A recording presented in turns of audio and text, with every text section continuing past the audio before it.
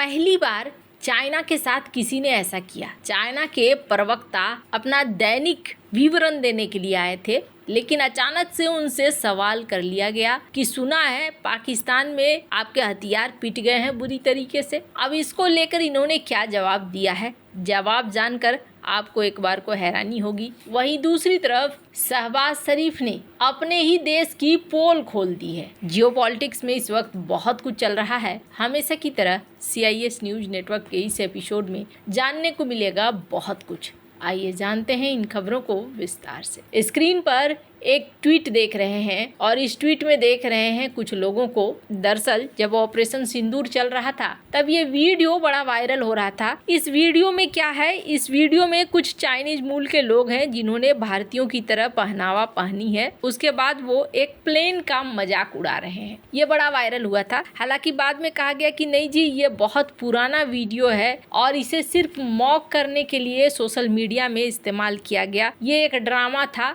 अब जो भी था, पर ये वीडियो बड़ा वायरल हुआ था। हो सकता है कि ये कोई पुराना वीडियो हो जिसको बाद में इस तरीके से सेट करके कोशिश किया गया हो कि भारत का मजाक बनाया जाए। और ये कब की बात है? ये तब की बात है जब ये बात पाकिस्तान में फैली थी कि पाकिस्तान के J-10C ने भारत के राफेल विमानों को गिरा दिया है। और जब वो अपनी पीठ थपथपा रहे थे, बहुत खुश होकर ये बातें कह रहे थे, तब चेंगदू के शेयर भी 40% तक बढ़ चुके थे। चेंगदू कौन?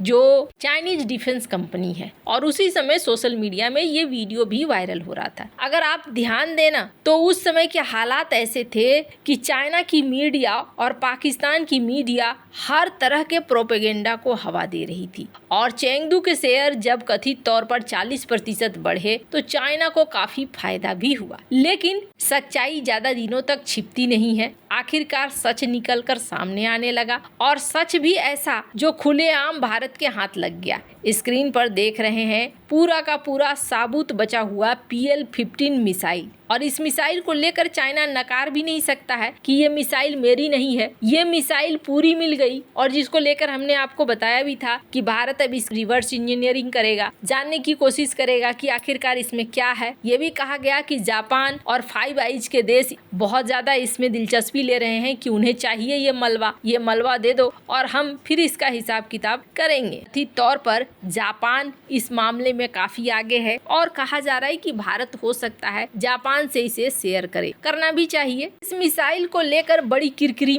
मची और भारत ने ना बड़े मजे लिए। बड़े अच्छे तरीके से भारत ने इन मिसाइलों को और जो ड्रोन वगैरह मिले थे उनको प्रदर्शनी की तरह रख दिया था। स्क्रीन पर आप देख सकते हैं पूरा प्रदर्शन कर रहे थे ये कि देखो जी, ये वाली मिसाइल है, इसके अवशेष यहाँ पर है, PL-15E मिसाइल है, ये तुर्की का ड्रोन है। तो ये मामला उछलने लगा और जब उछलने लगा तब पता चलने लगा कि चाइना के दिए गए हथियार पाकिस्तान के लिए एक काल बने और कुछ नहीं। पाकिस्तान ने भरोसा किया, लेकिन इस भरोसे का ठीक उल्टा हुआ। ये हथियार तो वैसे थे ही नहीं और ये काम आए ही नहीं। इनके भरोसे पे बैठा रहा पाकिस्तान, चाहे वो PL-15E मिसाइल हो या फिर HQ-9 डिफेंस सिस्टम हो या J-10C फाइटर जेट हो। ये उस तरीके का प्रदर्शन नहीं दिखला पाए जिस तरीके का प्रदर्शन पाकिस्तान चाहता था। साल 2020-24 में सिप्री ने एक रिपोर्ट दी और इस रिपोर्ट में कहा था कि पाकिस्तान के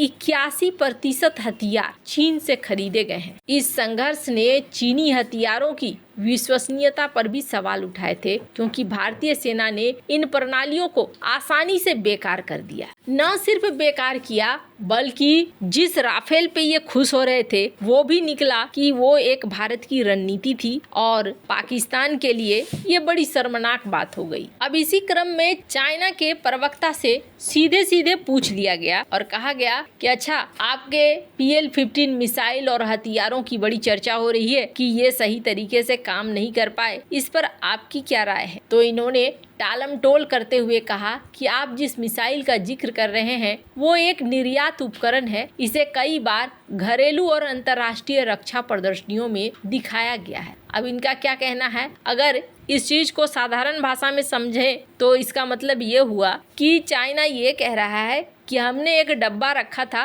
वो डब्बा हम प्रदर्शनी में इस्तेमाल करते थे, लेकिन वही डब्बा हमने चिपका दिया पाकिस्तान को और पाकिस्तान ने इसमें अच्छे खासे डॉलर देकर इस डब्बे को खरीद लिया और इस डब्बे से भारत को दे मारा, इसलिए डब्बे ने कोई असर नहीं दिखाया। खैर, ये चाइना कह रहा है। वैसे आपको बता दूं, शहबाज शरीफ तुर्की की यात्रा पर निकले थे, अजरबैजान पहुंचे और तीनों दोस्त मिलकर यहाँ पर बातें कर रहे थे। अब इसी बीच यहाँ पर एक प्रेस कॉन्फ्रेंस हुआ। प्रेस कॉन्फ्रेंस में शहबाज शरीफ ने क्या कहा है, मैं चाहती हूँ कि इसे आप सुने।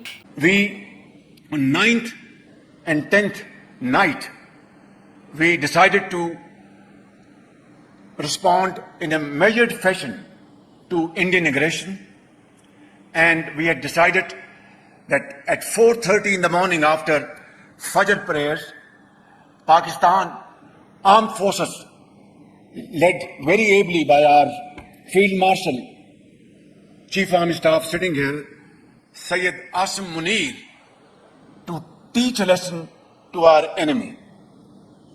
But before that hour reached, India again launched missile attacks, BrahMos, and hit Pakistan's various provinces, including airport in Rawalpindi and other places.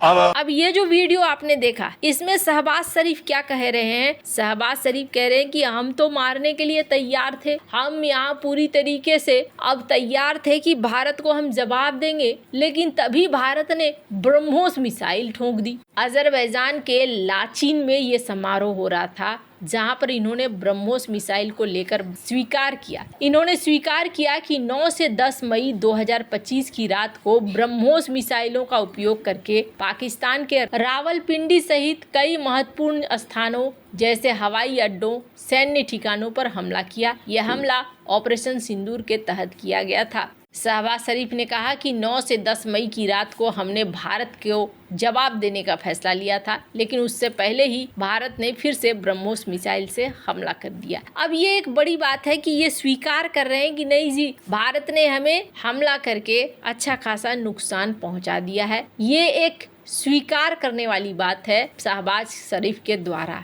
वैसे भारत की बात करें तो भारत ने पाकिस्तान को लेकर कई बातें इधर बीच बयान में भी दी है, जैसे कि भारत ने कहा है कि भैया बात तो आ गई तभी होगी जब तुम पीओके खाली करोगे। हालांकि आपको बता दूं, जनरल मुनीर ने अभी एक बयान दिया है स्क्रीन कि हम झुकने वाले नहीं हैं, सिंधु जल समझौता को फिर से लागू करना पड़ेगा। अब इनके बयान आप सुनिए और शहबाज शरीफ के बयान सुनिए। बेचारे मुनीर किसी तरीके से कोशिश कर रहे हैं कि उनकी सेना फिर से खड़ी हो सके, लड़ने के लिए तैयार हो सके, और उनके इन इरादों पर पूरी तरीके से पानी डाल रहे हैं शहबाज शरीफ, वो भी अंतर्राष्ट्रीय सम्मेलनों में। वैसे आपको क्या लगता है इन सब मामले में? आपकी क्या राय है? कमेंट कर जरूर बताएं। जल्द मिलते हैं अगले वीडियो में नई खबर के साथ।